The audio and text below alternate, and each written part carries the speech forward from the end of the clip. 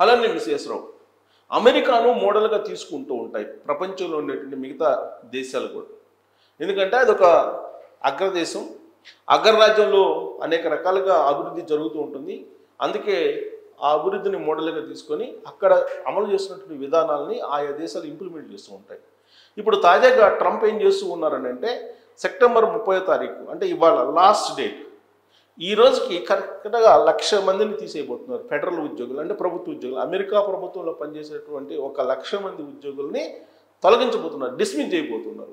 కారణం ఏంటంటే ట్రంప్ అధికారంలోకి వచ్చిన తర్వాత ఆయన సెప్టెంబర్ 30వ తారీఖు లోపల స్వచ్ఛందంగా రిజైన్ చేసి వెళ్ళినటువంటి వాళ్ళకి అన్ని రకాల బెనిఫిట్స్ కల్పిస్తాము అని చెప్పారు ప్రభుత్వ పరంగా. ఆ తర్వాత కూడా ఆ జాబ్స్ పెట్టుకుని వేలాడేటువంటి వాళ్ళకి రిజైన్ చేయకుండా ఉండేటువంటి వాళ్ళకి ఖచ్చితంగా ఏమి ఇవ్వము ప్రభుత్వం వైపు నుంచి, అలాంటి బెనిఫిట్స్ కల్పించమని చెప్పారు. దీని మీద ఈ ఎగ్జిక్యూటివ్ ఆర్డర్ మీద సుప్రీంకోర్టుకు వెళ్ళారు. అక్కడ వెళ్ళినప్పుడు అక్కడ సుప్రీంకోర్టు కూడా అత్యున్నత న్యాయస్థానం కూడా ట్రంప్ తీసుకున్నటువంటి నిర్ణయం కరెక్టే అని చెప్పేసి సమర్థించింది. కారణం ఏంటంటే అమెరికా ఆర్థిక సంక్షోభంలోకి వెళ్ళడానికి ప్రభుత్వ ఉద్యోగులే కారణం అని చెప్పేసి అత్యున్నత న్యాయస్థానం కూడా చెప్పింది. ట్రంప్ తీసుకున్నటువంటి నిర్ణయాన్ని సమర్థించింది. అందుకే ట్రంప్ వచ్చే ఏడాది నాటికి 7 లక్షల మంది ఉద్యోగుల్ని తీసేయాలని చెప్పి ఒక టార్గెట్ పెట్టుకున్నారు. అందుకే డిపార్ట్మెంట్ ఆఫ్ ఎఫిషియన్సీ అనేదాన్ని పెట్టారు. పెట్టి ఆల్రెడీ ఎలన్ మస్క్ ఆ బాధ్యతలు అప్పచెప్పారు. ఆ తర్వాత ఎలన్ మస్క్కి ట్రంప్కి మధ్య గ్యాప్ రావడంతో ఎలన్ మస్క్ వైదొలిగారు. డోజ్ అనేటువంటి దానికి ఆయన ఇన్ఛార్జ్ చేశారు ఎలన్ మస్క్ని. ఆ డోజ్ నుంచి ఆయన తప్పుకున్నాడు. కానీ ఆ డోజ్ పెట్టిన తర్వాత ఎవరైతే ప్రభుత్వ ఉద్యోగులు సమర్థవంతంగా పనిచేస్తున్నారో వాళ్ళు తప్ప మిగతా వాళ్ళు వెళ్ళిపోవాలని చెప్పేసి స్వచ్ఛందంగా వెళ్ళిపోయినటువంటి వాళ్ళకి ప్రభుత్వం వైపు నుంచి అన్ని రకాల సహాయ సహకారాలు అలాగే జీతాలు ఇస్తామని చెప్పారు. కానీ ఇప్పటికీ కూడా అక్కడ ఉన్నటువంటి ప్రభుత్వ ఉద్యోగులు రిజైన్ చేయకుండా అమెరికా ప్రభుత్వం మీద తిరగబడుతూ ఉన్నారు. దీంతో రాబోయేటువంటి రోజుల్లో షట్ డౌన్ అనేది ఉంటుంది అమెరికాకి అనేటువంటి టాక్ ఇప్పుడు అంతర్జాతీయంగా వినిపిస్తుంది. ఇప్పుడు 1,00,000 మందిని సెప్టెంబర్ 30వ తారీఖు ఇవాళతోటి 1,00,000 మందిని తీసేయడానికి సిద్ధపడ్డారు. విడతల వారీగా ఆయా డిపార్ట్మెంట్స్లో ఉండేటువంటి ఇన్ఎఫిషియెంట్ ఎంప్లాయీస్ని తొలగించేటువంటి కార్యక్రమం చేశారు. దాంట్లో భాగంగా మొదటి విడతగా 1,00,000 మంది ప్రభుత్వ ఉద్యోగుల్ని డిస్మిస్ చేయబోతుంది అక్కడ ఉండే అమెరికా ప్రభుత్వం. ఆ తర్వాత 2 లక్షలు, రెండో విడత 2 లక్షలు, ఆ తర్వాత మూడో విడత 4 లక్షలు, మొత్తం వెరసి 7 లక్షల మంది ఉద్యోగుల్ని తీసేయడానికి అమెరికా ప్రభుత్వం సిద్ధమైంది. అంటే ఆ 7 లక్షల మంది కారణంగా అమెరికా ఆర్థిక సంక్షోభంలోకి వెళ్తుంది. ప్రభుత్వ ఉద్యోగులు పనిచేయట్లేదు, సామర్థ్యం లేనటువంటి వాళ్ళు ఉన్నారు, ప్రభుత్వ ఉద్యోగులు ఇన్ఎఫిషియెంట్ ఫెలోస్ ఉన్నారు అనేది అమెరికా ప్రభుత్వం గుర్తించి వాళ్ళని డిస్మిస్ చేసి సాగనంపుతుంది ఇంటికి. మరి అలాంటి మోడల్ని మిగతా దేశాలు కూడా తీసుకోవాలి కదా. ఎందుకంటే ప్రతిదానికి అమెరికాని ఆదర్శంగా తీసుకుంటారు కదా. అమెరికాలో ఎలా జరిగింది, అమెరికాలో అలా జరిగింది, అమెరికా అద్భుతం, అమెరికా భూతల స్వర్గం అని చెప్తుంటారు కదా. మరి అమెరికాని దీంట్లో కూడా మోడల్గా తీసుకోవాలి భారత ప్రభుత్వం కూడా. భారత ప్రభుత్వం మరి ఉద్యోగుల్ని భరాయించగలదా? ఉద్యోగుల కారణంగా బడ్జెట్లో దాదాపు 60 to 70% పోతుంది అనేది రాష్ట్ర ప్రభుత్వాలు అలాగే భారత ప్రభుత్వం భావిస్తూ ఉంది. ఇప్పటికే భారత ప్రభుత్వం 300 లక్షల కోట్ల రూపాయలు అప్పు ఉంది, ఇంక్లూడింగ్ రాష్ట్ర ప్రభుత్వాల అప్పులతోటి. రాష్ట్ర ప్రభుత్వాలకు వచ్చేటప్పటికి తెలుగు రాష్ట్రాల్లో ప్రత్యేకించి రాష్ట్ర ప్రభుత్వాలు దాదాపుగా 100 లక్షల రూపాయలు అప్పులు ఉన్నాయి అని తెలుస్తుంది. అలాగే 300 లక్షల కోట్ల రూపాయలు భారత ప్రభుత్వం, అంటే కేవలం కేంద్ర ప్రభుత్వమే 200 లక్షల కోట్ల రూపాయలు అప్పు చేసింది. సో ఇక్కడ రాష్ట్ర ప్రభుత్వాలు, తెలుగు రాష్ట్ర ప్రభుత్వాలు వచ్చేటప్పటికి ఇక్కడ ఆంధ్రప్రదేశ్ కానీ తెలంగాణ కానీ అప్పుల భూమిలో కూరుకుపోయాయి. సరే, ఆ అప్పులు ఎంత అనే దాని మీద రకరకాలుగా అభిప్రాయాలు వ్యక్తం చేస్తూ ఉన్నారు. ఈ అభిప్రాయాలను పక్కన పెడితే మొత్తం మీద మిగులు బడ్జెట్తో ఏర్పడినటువంటి తెలంగాణ రాష్ట్రం అప్పుల్లో ఉంది. దానికంటే మిన్నగా లోటు బడ్జెట్తో ఏర్పడినటువంటి ఆంధ్రప్రదేశ్ ప్రభుత్వము అప్పుల్లో ఉంది. సో ఈ రెండు రాష్ట్ర ప్రభుత్వాలు అప్పుల్లో ఉన్నప్పుడు ప్రభుత్వ ఉద్యోగుల్ని కొనసాగించాలా అని అంటే అమెరికా మోడల్ని కనుక తీసుకుంటే భారత ప్రభుత్వం దగ్గర నుంచి ఆయా రాష్ట్రాల్లో ఉండేటువంటి ప్రభుత్వ ఉద్యోగుల్ని తొలగించాల్సినటువంటి అవసరం ఉంది. అక్కడ ఏ డోజ్ అనే దాన్ని ఎలా పెట్టారో ఇక్కడ కూడా ఎఫిషియన్సీని క్యాలిక్యులేట్ చేసేటువంటి ఒక విభాగాన్ని పెట్టి ఎఫిషియెంట్గా ఉన్నటువంటి ఎంప్లాయీస్ని కంటిన్యూ చేసి మిగతా వాళ్ళని తొలగించాలి, డిస్మిస్ చేయాలి, సాగనంపాలి ఇంటికి.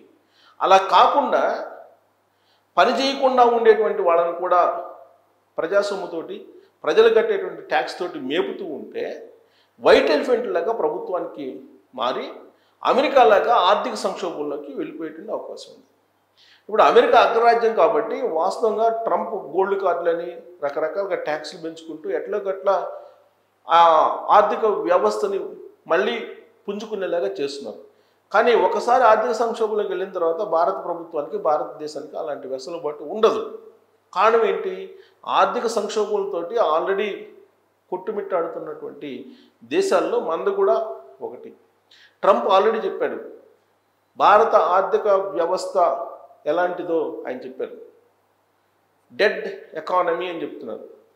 సరే, ఆయనకుండే లెక్కలు ఆయనకున్నాయి, భారతదేశానికి ఉండే లెక్కలు భారతదేశానికి ఉన్నాయి. భారతదేశం ఏం చెప్తుంది? జీడిపి లెక్కలు చెప్తుంది. కానీ ఆ జీడిపి లెక్కలు అనేది కరెక్ట్ కాదు ఆర్థిక వ్యవస్థ అని చెప్పి అమెరికా భావిస్తుంది. దానికి కారణం ఏంటి? జీడిపిని ఎలా లెక్కేస్తారు అని అంటే, మనకు భారతదేశంలో ఉండేటువంటి మొత్తం 130 కోట్ల మంది లేదా 140 కోట్ల మంది వాళ్ళ యొక్క సంపదను అంతా క్యాల్కులేట్ చేసి జీడిపిని జాతీయ ఉత్పత్తిగా పరిగణిస్తారు. ఇప్పుడు మన దేశంలో 140 కోట్ల మంది సంపాదించేటువంటి సంపాదన అంతా కలిపి జీడిపి కింద లెక్కేస్తూ ఉంటారు, జిఎస్డిపి కింద లెక్కేస్తూ ఉంటారు. దీన్ని క్యాల్కులేట్ చేసేటప్పుడే రాంగ్ ఉంది అని చెప్పి అంటారు. ఎలా అంటే, ఎగ్జాంపుల్ తీసుకుంటే కనుక సపోజు ఒక దేశంలో ఏ అనేటువంటి దేశంలో ఒక 100 మంది ఉన్నారనుకోండి, వాళ్ళ సంపద 10 రూపాయలు అనుకుందాం. సో అప్పుడు దీని యొక్క జీడిపి ఎంత ఉంటుంది?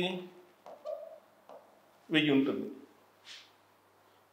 అదే బి ఉందను, బిలో ఒక 20 మంది ఉన్నారనుకున్నాం జనాభా. ఈ 20 మంది కలిపి సపోజ్ బిలో 20 మంది కలిపి ఒక 50 రూపాయలు సంపాదిస్తున్నారు అనుకున్నాం. అంటే ఇదంతా అవుతుంది, ఇది కూడా 1000 రూపాయలు అవుతుంది. అంటే వీటిలో ఏ దేశం బలంగా ఉన్నప్పుడు, ఏ దేశం బలంగా ఉందా, బి దేశం బలంగా ఉన్నట్ట? ఇప్పుడు దీని జీడిపి 1000 ఉంది, దీని జీడిపి 1000 ఉంది. ఇక్కడ జనాభా వచ్చేసి 100 మంది ఉన్నారు, 10 రూపాయలు సంపాదన ఉంది. ఇక్కడ 20 మందే ఉన్నారు జనాభా, ఇక్కడ సంపాదన 50 రూపాయలు ఉంది. సో ఏ దేశం సంపన్నంగా ఉన్నట్టు ఈ రెండు దేశాలను సమానమైనటువంటి జీడిపి ఉన్నటువంటి దేశాలుగా మనం పరిగణిద్దామా? అలా కాదు కదా. అందుకే పాపులేషన్ పరంగా అత్యధికంగా ఉన్నటువంటి భారతదేశం యొక్క జీడిపి అమెరికాతో పోల్చుకుంటే చాలా తక్కువ ఉంటుంది. అంటే ఇక్కడ జనాభా ఎక్కువ ఉన్నారు, ఉత్పాదకత అనేది జనాభాని బేస్ చేసుకుని జనాభా ఎక్కువ ఉన్నారు కాబట్టి ఉత్పాదకత ఉంటుంది. కానీ అమెరికాలో అంత జనాభా లేరు. భారతదేశంలో ఉండే జనాభాలో 4వ వంతు కూడా లేరు అక్కడ, కానీ ఉత్పాదకత ఎక్కువ ఉంది. సేమ్ ఇదే ఫార్ములా. ఇప్పుడు సపోజ్ ఇంకో దేశంలో సి అనేటువంటి దేశంలో ఒక 5గురే ఉన్నారు అనుకున్నాం. ఈ 5గురికి సంబంధించి ఇప్పుడు ఒక 5గురికి సంబంధించి ఆదాయం చూసుకుంటే కనుక ఒకవేళ మనం ఇక్కడ 100 రూపాయలు వేసుకున్నాం. 100 రూపాయలు వేసుకుంటే దీని యొక్క జీడిపి ఎంత? దీని యొక్క జీడిపి 500 అవుతుంది. లేదు దీనికి 200 వేసుకున్నాం, వీళ్ళు 200 సంపాదిస్తున్నారు అనుకున్నాం, ఇక్కడ 1000 అవుతుంది. 500. ఇక్కడ కేవలం 5గురే ఉన్నారు. సి దేశంలో 500 ఉన్నారు, కానీ జీడిపి వచ్చేసి నీకు 1000 ఉంది.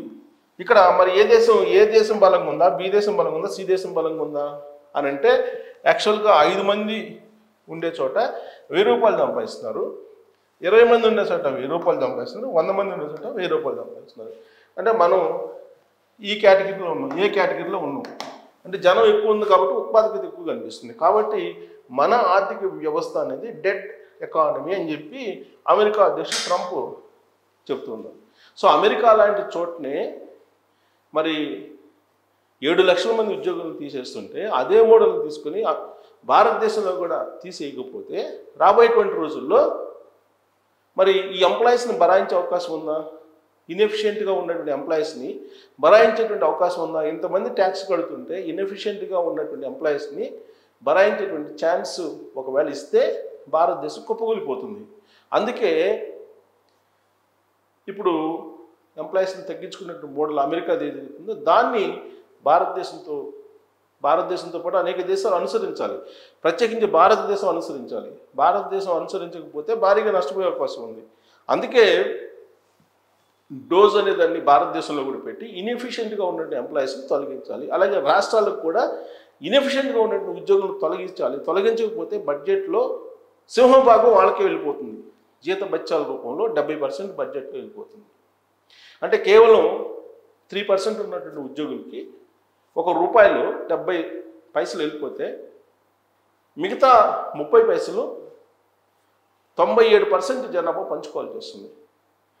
ఇది నానాటికి పెరిగిపోతుంది. పిఆర్సీలు వేసి లేదంటే డిఎల్ పెంచుకొని టీఎల్ పెంచుకొని ఐఆర్లని ఇలా రకరకాలుగా పెంచుకొని బడ్డను పెరిగిపోతుంది.